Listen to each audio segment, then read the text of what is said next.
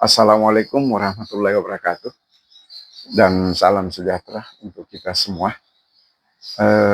Hari ini saya ingin menyampaikan tentang mata kuliah perilaku organisasi. Yang ingin saya bahas itu adalah sasaran atau tujuan organisasi. Ya. Di dalam mata kuliah ini kita mengenal sebetulnya sasaran organisasi itu ada dua ya. Ada dua yang kita bisa pahami. Yang pertama itu ada sasaran primer dan ada sasaran sekunder. Ya. Bagaimana sebetulnya kedua sasaran ini? Kalau sasaran primer sebetulnya itu sasaran utama ya. Sasaran utama yang harus dicapai oleh organisasi. Kemudian sasaran sekunder itu sebetulnya sasaran pendukung. Tanpa sasaran ini pun sebetulnya tidak masalah. Cuman kalau sasaran sekunder ini ada, itu akan melengkapi organisasi itu sendiri. Dan tingkat keberhasilan untuk mencapai tujuan itu peluangnya lebih besar. Nah, sasaran yang pertama itu yang saya ingin bahas adalah sasaran primer. Ya. Sasaran primer itu kita pahami bahwa yang pertama itu mempertahankan hidup. Ya, itu sasaran primer yang pertama. Yang kedua itu dapat berkembang. Dan yang ketiga itu bagaimana menghasilkan laba. Ya, bagaimana menghasilkan laba. Nah, kita bahas dulu tentang mempertahankan hidup. Untuk mempertahankan hidup organisasi bisnis, yang pertama itu yang harus dibangun adalah pertama dia itu harus membuat visi dan misi. Ya. Organisasi itu harus punya visi dan misi. Kenapa? Kalau organisasi tidak punya visi dan misi, tujuan yang hendak dicapai itu tidak jelas. Nah, bukankah kita pahami bahwa visi itu adalah bagaimana mempersiapkan tujuan yang akan dicapai pada akhir satu masa periode yang akan dilakukan oleh sebuah organisasi. Nah, seorang pemimpin kan kadang-kala itu kalau dalam organisasi bisnis ya, atau organisasi lainnya ya, kadang ada masa dan waktu kepemimpinannya. Ya, ada masa waktu kepemimpinannya. Sekalipun apalagi kalau organisasi itu organisasi bisnis yang memang sudah go public ya. Kalau dia sudah go public otomatis yang akan menduduki pemimpin itu ada waktunya dia harus berakhir ya. Nah, sebelum itu dia punya visi dan misi. Seorang pemimpin yang terpilih, seorang leader, top leader yang terpilih, maka dia akan punya visi dan misi. Termasuk juga visi dan misi organisasi itu secara umum ya. Jadi secara umum organisasi itu didirikan tentu punya visi dan misi. Nah, walaupun pada akhirnya nanti siapa yang menjadi pemimpin, dia akan punya visi dan misi. Tapi visi dan misinya sebetulnya itu dalam rangka mencapai visi dan misi organisasi itu sendiri. Nah, visi sebetulnya itu bagaimana kemungkinannya organisasinya akan mencapai tujuan yang diinginkan pada akhir masa kepengurusan kalau dia seorang pengurus dalam organisasi. Nah, kemudian misinya adalah langkah-langkah untuk mencapai visi itu tadi. Jadi bagaimana caranya visi itu bisa tercapai, maka dilakukan melalui misi itu sendiri. Jadi langkah untuk mencapai visi adalah misi itu sendiri. Ya. Kalau visi sebuah organisasi kadang misalnya ya, tujuan yang diinginkan adalah menghasilkan laba, tentu dia berpikir visinya adalah menghasilkan laba pada akhir masa periodenya sebesar yang diinginkan sesuai dengan target yang diinginkan seorang pemimpin. Nah, katakanlah seorang pemimpin mengharapkan bahwa di akhir masa kepengurusannya nanti dia bisa menghasilkan laba sekian persen dari modal yang dikelola saat ini. Nah, itu visi yang dibuat oleh seorang pemimpin. Sehingga organisasi ini mampu mempertahankan hidupnya. Dia bisa melihat ke depan bahwa dengan meraup keuntungan yang diharapkan, maka organisasi akan berkembang. Kemudian yang kedua, dia membutuhkan mitra. Jadi, organisasi untuk berkembang, dia membutuhkan mitra. Mitra dalam organisasi. Tentulah organisasi tanpa mitra dia akan kesulitan. Kalau organisasi ini kan kalau dia menjual barang jadi, otomatis dia tentu membutuhkan barang mentah, bahan mentah atau barang setengah jadi. Ya. Jadi kebutuhan dasarnya untuk membuat barang jadi, kemudian diproduksi, kemudian dijual. Nah, maka mitra-mitra inilah yang dibutuhkan oleh mereka. Itu mitra antara ketersediaan barang jadi, bahan jadi, bahan setengah jadi, dan barang jadi. Kemudian ada lagi mitra lain, iya, mitra melakukan pemasaran produk. Itu juga boleh dilakukan. Jadi dalam berorganisasi itu, untuk memasarkan produk, tentu dia membutuhkan mitra. Tentu ada pembelinya, tentu ada nanti kurirnya. Ini adalah orang-orang yang memang harus bermitra dengan organisasi. Nah, mitra ini sebetulnya dalam rangka mempertahankan hidup organisasi, kemudian memberikan, membuka peluang yang lebih besar bagi organisasi untuk bisa menghasilkan laba. Ya. Kemudian yang berikutnya itu membangun kepercayaan. Nah, kalau setelah bermitra, organisasi juga harus membangun kepercayaan. Jangan sampai nanti mitra meninggalkan kita. Ya, terutama para customer, para konsumen, pemakai barang yang kita tawarkan di masyarakat. Nah, kalau kita tidak bisa membangun kepercayaan, maka produk yang kita tawarkan itu sulit untuk diminati oleh masyarakat. Dan kalau tidak diminati, itu artinya kemungkinan untuk gagalnya organisasi ini dalam menjalankan aktivitasnya itu besar kemungkinannya ada. Ya. Nah, artinya kita harus membangun kepercayaan pertama dengan mitra, yang kedua dengan customer. Ya. Jadi tidak boleh tidak. Selanjutnya, supaya organisasi ini semakin berkembang, ya, bisa mempertahankan hidupnya, organisasi juga harus mempersiapkan pelatihan dan pengembangan. Jadi pelatihan itu ditujukan kepada orang-orang yang ada di dalamnya. Jadi SDM yang ada di situ itu butuh untuk diberikan pengetahuan dalam bentuk pelatihan. Nah, kalau dia sudah memiliki keterampilan dan kemampuan, ya, dengan sendirinya yang bersangkutan nanti akan bisa dikembangkan. Ya. Jadi bisa dikembangkan, yang bersangkutan bisa dipromosikan ke jabatan yang lebih baik dari hari ini, ya, dari hari kemarin. Nah, kenapa? Yang bersangkutan itu sudah bisa, karena yang bersangkutan sudah memiliki pemahaman dan pengetahuan dalam mengelola organisasi, dalam mencari keuntungan, dalam mencapai tujuan organisasi. Ya. Jadi pelatihan dan pengembangan itu sangat dibutuhkan, terutama untuk SDM.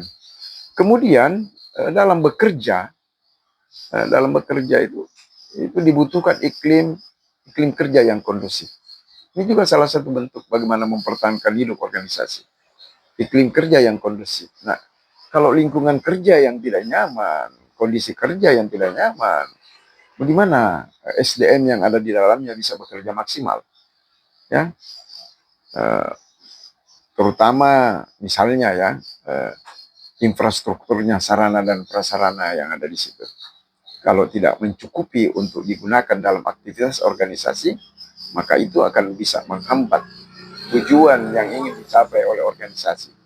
Tapi kalau iklim kerjanya sangat kondusif, mendukung mereka untuk bekerja, maka ini bisa meningkatkan kinerja yang mereka miliki. Ya. Di dalamnya itu infrastruktur bagus, kemudian tidak ada bullying di antara para SDM itu, ya, dan aktivitas-aktivitas lain yang mengikuti koridor berdasarkan struktur organisasi. Itu sangat dibutuhkan, sehingga iklim kerja itu lebih kondusif. Kemudian, untuk mempertahankan hidup pula yang berikutnya adalah harus menghargai kontribusi setiap individu. Ya. Jadi orang-orang yang ada di dalamnya itu jangan tidak dihargai. Jadi apa yang dihasilkan oleh mereka, berikan penghargaan kepada mereka.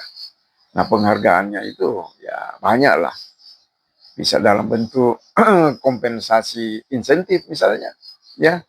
Bisa dalam bentuk pemberian penghargaan sertifikat, piala, ya. Sehingga yang bersangkutan itu merasakan dirinya itu sangat dihargai oleh organisasi, ya. Jadi apalagi kalau yang dia kerja itu dalam rangka meningkatkan penghasilan organisasi, sehingga tujuan yang diharapkan itu bisa tercapai. Jadi hargai kontribusi, berikan mereka reward, ya. Reward itu diberikan kepada individu yang bisa memberikan kontribusi. Kenapa? Kalau ini diberikan, yang lain juga akan bekerja dengan semangat, ya, sehingga meningkatkan kinerja mereka. Kemudian di dalam organisasi itu juga eh, dibutuhkan bentuk budaya organisasi, ya. Budaya organisasi itu, ya, eh, bahwa organisasi itu bekerja berdasarkan struktur yang sudah ada. Jadi kebiasaan itu akan berulang, ya. Eh, jadi contohnya misalnya tadi itu dalam hal budaya disiplin, ya, tidak boleh ada orang yang terlambat. Karena kenapa? Itu sudah diatur di dalam SOP-nya organisasi, standar operasional prosedurnya, bahwa setiap jam 8 karyawan sudah harus hadir. Dan jam pulang ya tergantung ketetapan organisasi.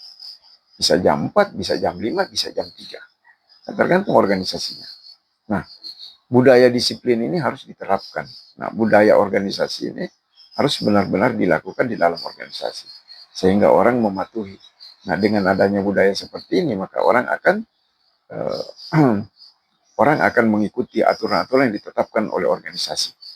Ya, itu ya untuk mempertahankan hidup, ya. Jadi kita butuh visi misi, kita butuh kemitraan, kita butuh membangun kepercayaan, kita membutuhkan pelatihan dan pengembangan, kita membutuhkan iklim kerja yang kondusif, kemudian kita membutuhkan memberikan penghargaan kepada orang yang memberikan kontribusi bagi organisasi.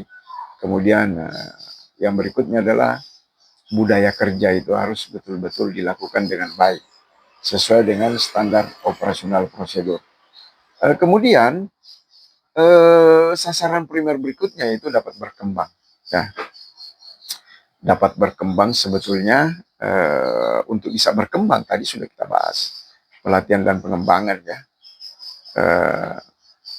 Sasaran primer berikutnya itu organisasi sebaiknya dapat berkembang, ya. Setelah mempertahankan hidup harusnya dia dapat berkembang, bukan hanya mempertahankan hidup tapi juga harus betul-betul bisa berkembang. Nah, untuk berkembang, jadi pilar utamanya sebetulnya itu SDM. Jadi orang-orang yang ada di dalamnya itu harus benar-benar bekerja maksimal sesuai dengan aturan main yang dilakukan oleh organisasi tersebut. Jadi SDM-nya itu tadi itu diefektifkan mereka sedemikian rupa sehingga bisa mencapai tujuan organisasi.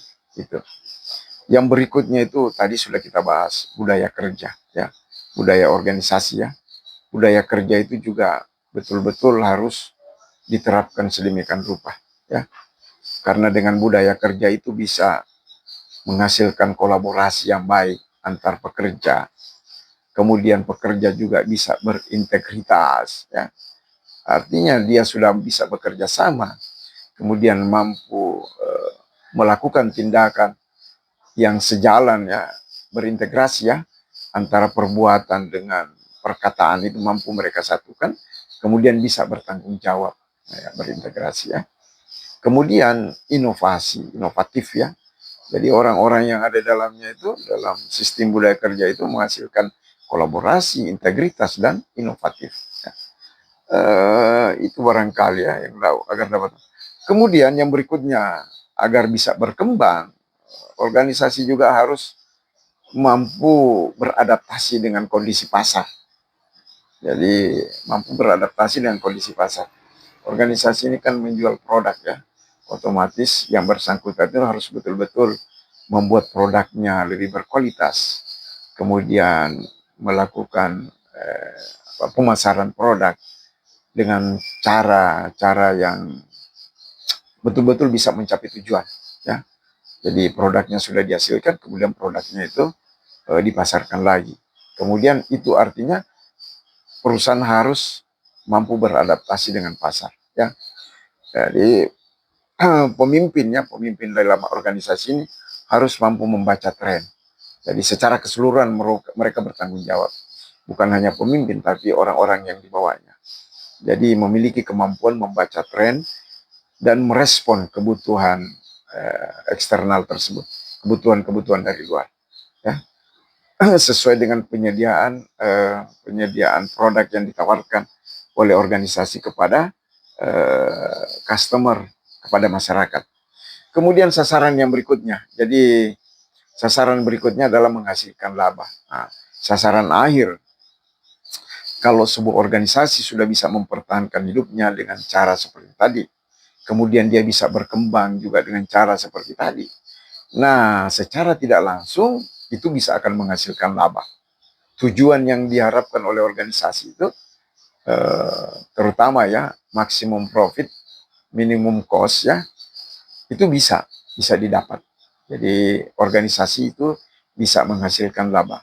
Nah, untuk mengetahuinya cukup dilihat bahwa penjualannya itu harus lebih besar dari harga pokok penjualannya, kemudian harus lebih besar daripada biaya-biaya yang dikeluarkan, dan terakhir harus lebih besar daripada bunga dan pajak. Nah, itu bisa dilihat perusahaan menghasilkan laba atau tidak. Kalau dia lebih besar dari semua itu tadi, maka perusahaan tentu menghasilkan laba. Tinggal bagaimana cara meningkatkan laba tersebut dalam setiap periode akuntansi perusahaan yang bersangkutan. Itu intinya. Jadi sasaran primernya bisa tercapai dan organisasi akan bisa berkembang dengan baik. Ya, bahkan bisa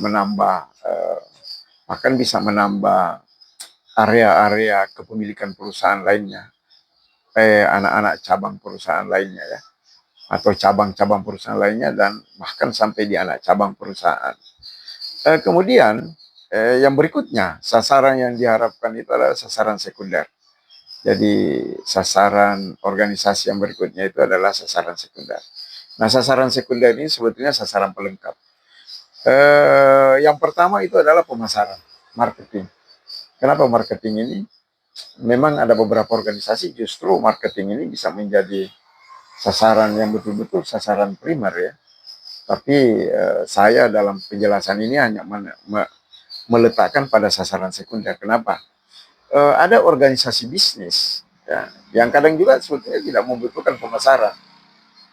Karena kenapa? Masyarakat sudah sangat membutuhkan.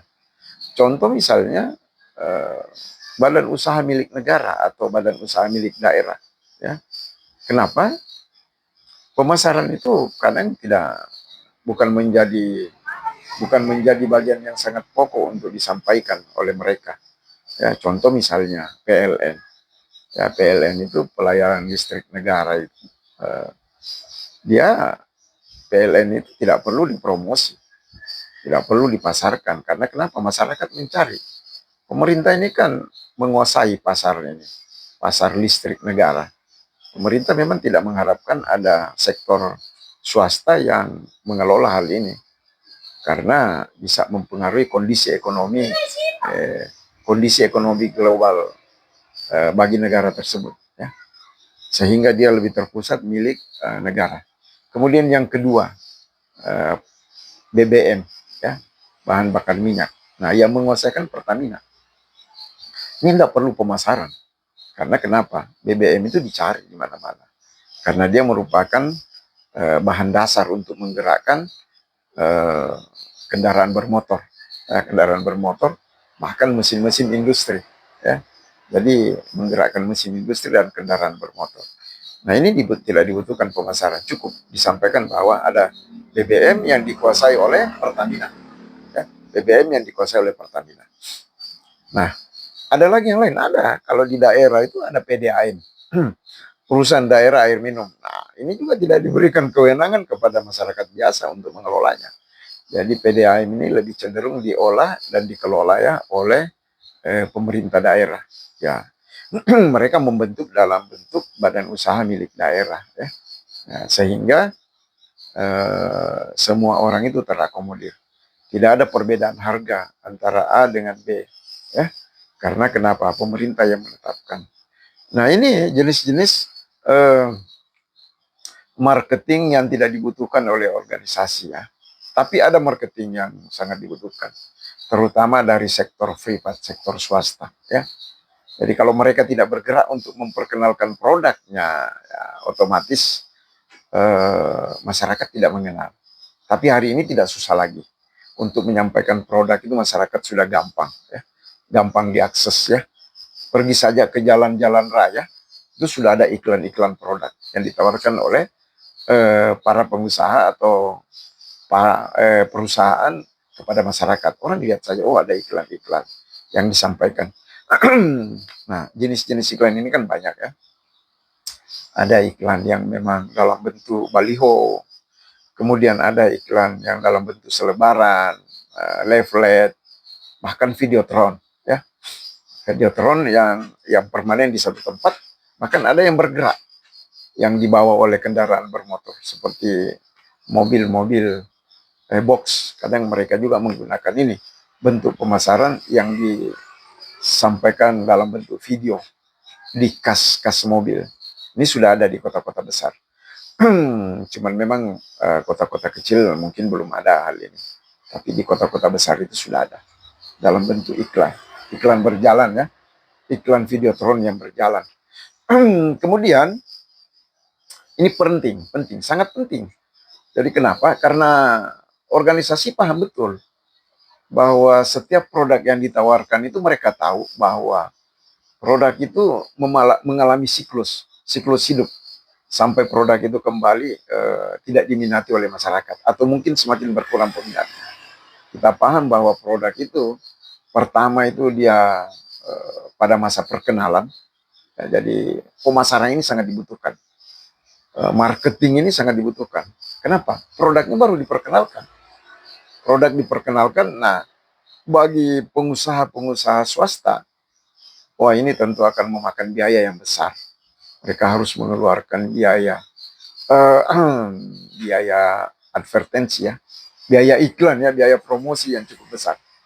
Nah, dengan demikian, dengan pemasaran yang dilakukan oleh organisasi bisnis, maka produk yang ditawarkan tersebut akan dikenal baik oleh masyarakat. Jadi dia membutuhkan waktu, bukan hanya berbulan-bulan, bisa saja bertahun-tahun. Ya, kalau pemasarannya lebih cepat itu lebih bagus. Tapi kalau dia lambat, ya para pengusaha biasa mengambil tindakan bijak. Apakah pemasaran produk ini perlu dilanjutkan atau tidak? Tergantung kebijakan yang dilakukan oleh sebuah organisasi bisnis. Kemudian setelah masa perkenalan tersebut, nah barulah memasuki masa pertumbuhan. Jadi sebuah produk yang ditawarkan oleh sebuah organisasi bisnis itu memasuki tahap yang berikutnya, itu tahap pertumbuhan. Nah, di masa tahap pertumbuhan ini ya, aktivitas pemasaran itu mulai dikurangi. Biaya advertensi ya, biaya iklannya itu semakin dikecilkan dari masa sebelumnya, dari tahap sebelumnya, ya, yang tahap perkenalan. Nah, tahap pertumbuhan ini keuntungan sudah mulai diraup, walaupun mungkin belum maksimal di masa pertumbuhan. Nah, setelah produk dikenal oleh masyarakat dan masyarakat sudah minat dengan produk tersebut, maka memasuki masa yang luar biasa, itu masa tahap kedewasaan.